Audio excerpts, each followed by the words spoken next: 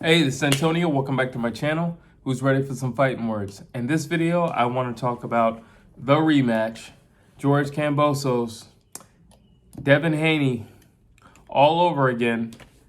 And it's official. George Kambosos has, activated his rematch clause. And he wants this fight. He truly believes within his heart that he can beat Devin Haney. You're going to have to show me something different than what you showed me last time, but it's not important what I believe. It's what he believes. Whatever he saw, even in defeat, whatever he saw, he feels confident that in a rematch, he knows what to do and he knows how to implement what to do in another fight against Devin Haney. You know, I've thought about this, which is why I'm a little late with this video. Because I was thinking about this, and to be realistic, I don't feel like Devin Haney did anything special. I mean, obviously, it was like a jab fest, and, you know, borderline, a little boring, but it was a jab fest. Whenever I see somebody beat somebody up with a jab, that tells me they don't have to do much to win. That's what that tells me. That tells me that there's a skill difference between the two competitors. That's what that tells me. But that also tells me another thing about Devin Haney. It tells me that he has enough smarts and intelligence to know when to turn it on and when to just survive on cruise control. And then you look at George Kambosos. Well, not to put him down, but if somebody can beat you with a jab and you don't have what it takes to nullify what's been beating you, which is a single solitary weapon. Now, mind you, a jab does a lot of things, but it is still a single solitary weapon. And if you know what that person's coming with round after round after round, which is a single solitary weapon round after round, and you still do not know how to nullify that, you still don't know how to shut that down or to compete with it, it's hard for me to believe that you'll know what to do in the rematch. It's hard for me to believe that you'll present something different in the rematch. It's, you know, because quite frankly, the way he was talking, you know, like he wanted war and he's a warrior and yada, yada, yada, yada, yada. And, you know, I mean, there's been a few memes with George Kambosos, you know, with what Devin considered very scripted words, you know, so like, do I think he can do something differently against Devin Haney, George Kambosos? Absolutely. The problem is Devin showed you a small fraction of what he could do because he didn't need to do it. He beat you with the basics. The jab is the basic. That's the first punch you learn. He beats you with the basics. He beat you with his ABCs, basically. You know, he didn't beat you with trigonometry. He beat you with 1 + 1. So if he can beat you at 1 + 1, I'm pretty sure, I'm not saying he knows trigonometry, but he at least knows some algebra. So like, I just look at it like, I believe he'll step up his game if you present something new to him. If you present what you presented the last time, then I think it'd be more of what you got the last time. But if you present something new, then I think he'll actually have to go in his bag of tricks. I think he'll actually have to do a little bit more than the day one stuff, his ABCs with you. And if he starts putting those words together, it's gonna be hard for George Kambosos. I mean, his face was pretty messed up from jabs. Forbid Devin Haney goes into his bag and he finds an uppercut. He finds a shovel hook. He finds an overhand right. I mean, like, there's just things that I feel like he can do that he can capitalize on. Now, having said that, for Devin Haney, I do think there are things that George Kambosos can do. Again, and I said it in my fight breakdown. Listen, don't be so emotional. I literally said that. But he's an emotional guy. He fights very emotionally. And the problem with an emotionally charged fighter is, well, number one, you're fighting anyways. It doesn't matter how mad you get. Listen, we're both punching each other in the face. What else can you do? We're both punching each other in the face, and you have all the opportunity in the world to punch me back in the face. So who cares if you're mad in the moment while you punch me or attempt to punch me in the face? Who cares? That doesn't mean anything. So I think he needs to check that. I think that's a huge problem when he's fighting. You know, his anger issues and slash emotional issues. That's one thing.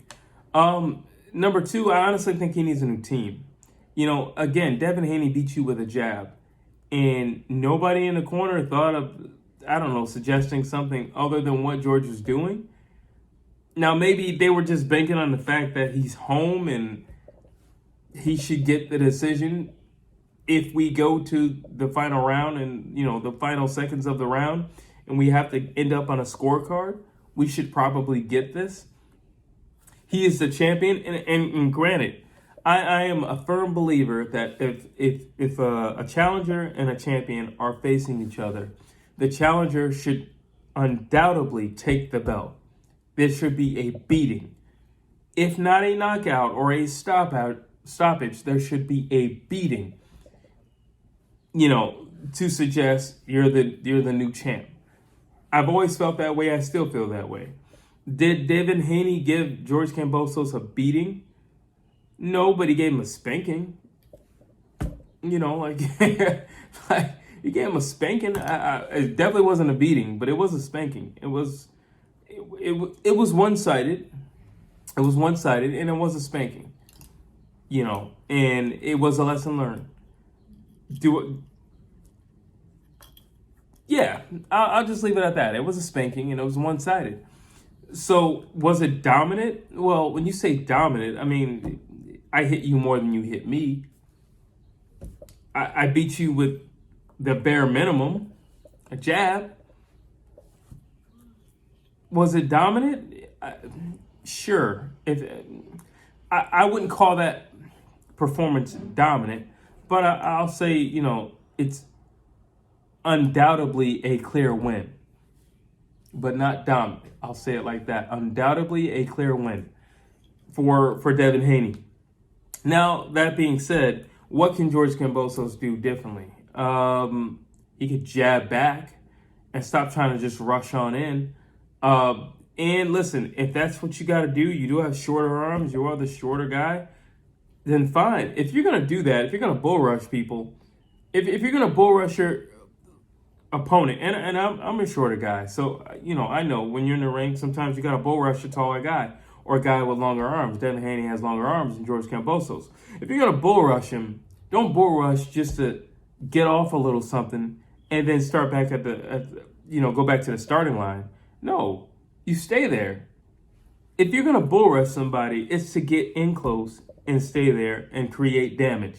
It is not to, let me just throw a few punches and I'll run back to the starting line and I'll come back in and I'll do it all over again. That doesn't make any sense.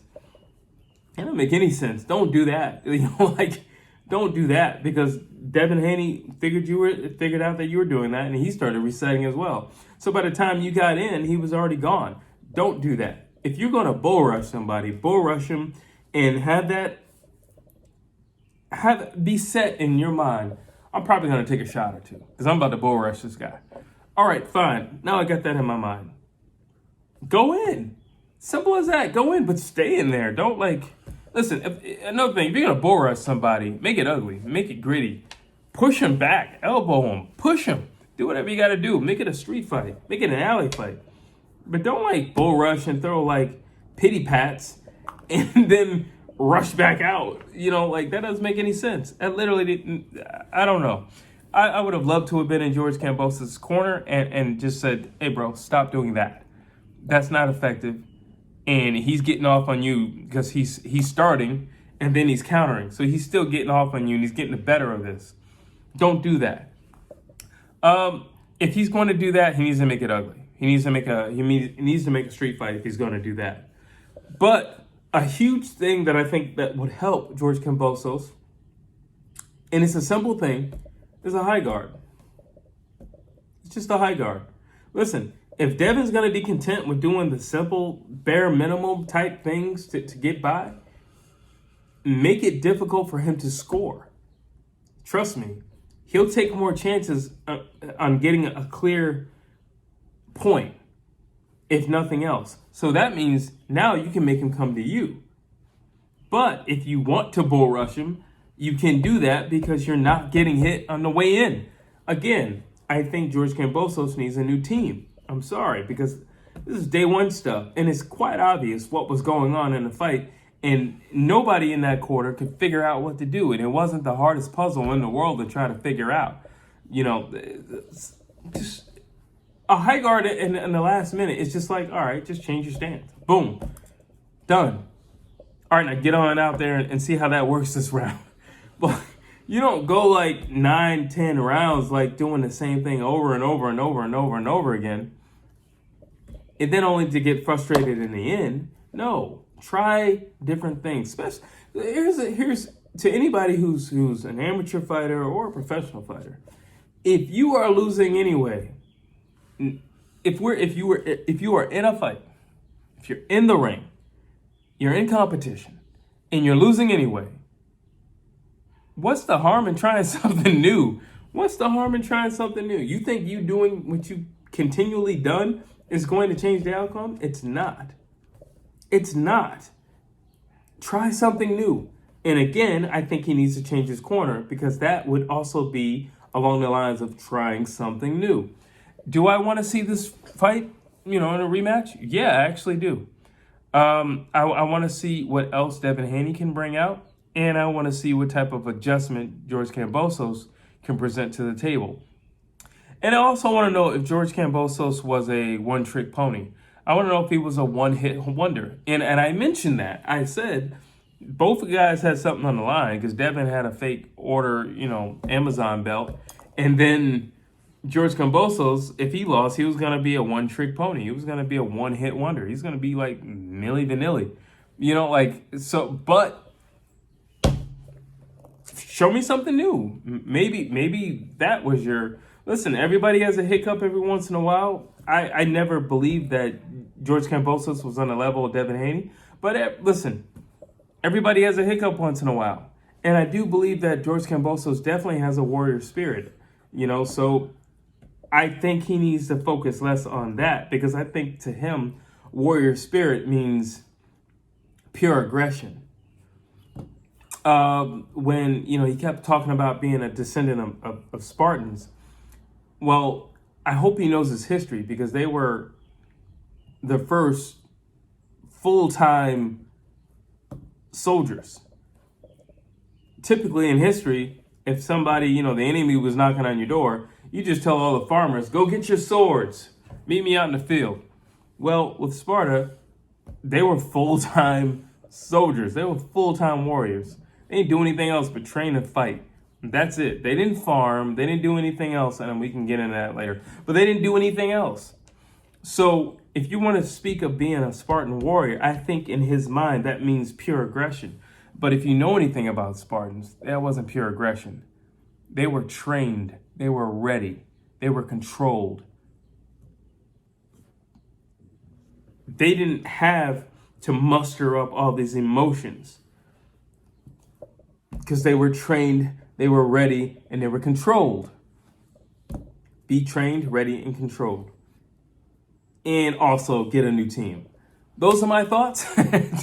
Drop your thoughts in your comments. I'd like to hear what you have to say. As always, please like, please share, please subscribe to my channel.